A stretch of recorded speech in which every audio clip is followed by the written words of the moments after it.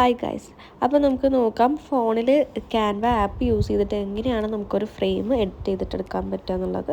First Canva open ചെയ്ത വഴിക്ക് ആ ക്രിയേറ്റ് എന്നുള്ള അതിൽ ഞാൻ ക്ലിക്ക് ചെയ്തപ്പം വന്നിട്ടുള്ള ഇൻ്റർഫേസാണ് ഈ കാണുന്നത്. അതിൽ ഞാനിപ്പോൾ എടുത്തിട്ടുള്ളത് ഇൻസ്റ്റഗ്രാം സ്റ്റോറിയാണ്. അതിൽ പല പല ടെംപ്ലേറ്റ്സുകൾ നമുക്ക് കാണാം. ഇൻസ്റ്റഗ്രാം സ്റ്റോറി മാത്രമല്ല, കുറേ അതിൽ എടുക്കുന്നുണ്ട് കേട്ടോ. നമുക്ക് ഇഷ്ടമുള്ളത് നമുക്ക് എടുക്കാം. അപ്പം ഞാൻ ഇൻസ്റ്റഗ്രാം സ്റ്റോറിയാണ് ഫസ്റ്റ് എടുത്ത് നോക്കുന്നത്. ഒരുപാട് ടെംപ്ലേറ്റ്സുകൾ അതിലുണ്ട് കേട്ടോ. ഒന്ന് ലോഡാവാൻ നമുക്കൊന്ന് വെയിറ്റ് ചെയ്ത് കൊടുക്കാം. അപ്പോൾ എങ്ങനെ വേണ്ടെങ്കിൽ നമുക്ക് ചെയ്യാം. മൂവ്മെൻറ്റൊക്കെ ആയിട്ടുള്ള രീതിയിൽ ഇൻസ്റ്റാഗ്രാം സ്റ്റോറി ഉണ്ടെന്നുണ്ടെങ്കിൽ അങ്ങനെ ഇടാം. അല്ല, നമുക്ക് സ്റ്റില്ലായിട്ട് ഫോട്ടോ പോലത്തെയാണ് വേണ്ടതെന്നുണ്ടെങ്കിൽ അങ്ങനത്തെ ഒക്കെ രീതിയിൽ നമുക്ക് ചെയ്യാം. പക്ഷേ നമ്മളിപ്പം ഫ്രെയിമാണല്ലോ ചെയ്യുന്നത്, അപ്പോൾ നമുക്ക് സ്റ്റില്ലായിട്ടുള്ളത് മതി. സോ ഞാൻ റീസെൻ്റ്ലി എടുത്ത് വെച്ചിട്ടുണ്ടായിരുന്നതാണ് ഈ ഫ്രണ്ടിൽ കേൾക്കുന്നത്. അപ്പോൾ ഞാൻ അത് എടുത്തിട്ടാണ് ചെയ്യുന്നത്. എൻ്റെ കസ്റ്റമർക്ക് ആ ഒരു മോഡലാണ് ഇഷ്ടപ്പെട്ടത്. അപ്പോൾ ബാക്ക്ഗ്രൗണ്ടിൽ വന്നിട്ടുള്ള ടെക്സ്റ്റും കാര്യങ്ങളൊക്കെ നമുക്ക് ഡിലീറ്റ് ചെയ്ത് കളയാം. നമുക്ക് ആവശ്യമില്ലാത്തതെല്ലാം നമുക്ക് ഡിലീറ്റ് ചെയ്ത് കളയാം. അപ്പോൾ ഞാനത് ഫുള്ള് ഡിലീറ്റ് ചെയ്യാണ്. ഓക്കെ, അതിന് ശേഷം ഇനി ഞാൻ ബാക്ക്ഗ്രൗണ്ട് കളർ വൈറ്റ് ആണ് എനിക്ക് പ്രിഫറൻസ് കിട്ടിയിട്ടുള്ളത്.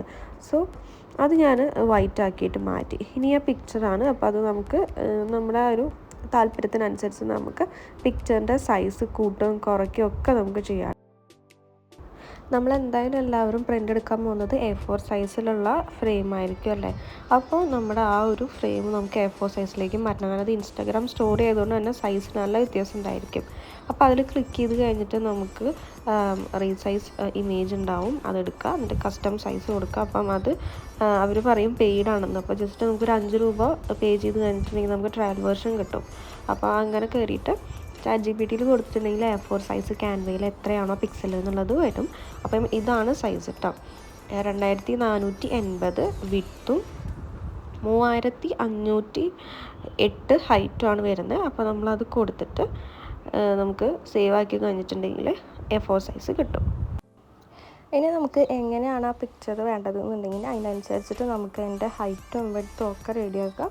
അതിനുശേഷം എനിക്ക് 2 പിക്ചറാണ് കേട്ടോ ഈ ഒരു ഫ്രെയിമിൽ വേണ്ടത്. അപ്പോൾ ഞാൻ അതിൻ്റെ ഡ്യൂപ്ലിക്കേറ്റ് ഒന്ന് എടുത്തു, എന്നിട്ട് അത് കൊണ്ട് താഴെ വെച്ചു.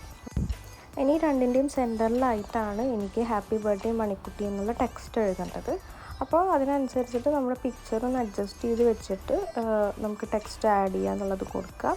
എന്നിട്ട് ഹാപ്പി ബർത്ത്ഡേ എന്ന് ടൈപ്പ് ചെയ്ത് കൊടുത്തിട്ട് അതിനനുസരിച്ചിട്ട് സൈസും ഫോണ്ടും നമുക്ക് താല്പര്യമുള്ള അനുസരിച്ചിട്ട് മാറ്റാം.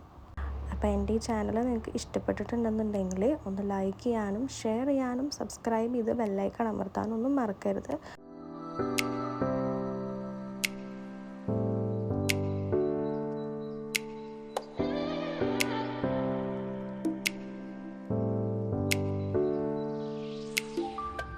അപ്പോൾ ഇങ്ങനെയാണ് ഫൈനൽ വരുന്നത്. ഇനി നമുക്ക് അതിൽ കൊടുത്തിട്ടുള്ള ആ ഒരു സാമ്പിൾ ഇമേജ് നമുക്ക് ഡിലീറ്റ് ചെയ്ത് കളയാം. അപ്പോൾ നമുക്ക് ജസ്റ്റ് ഫ്രെയിം മാത്രമായിട്ട് കിട്ടും.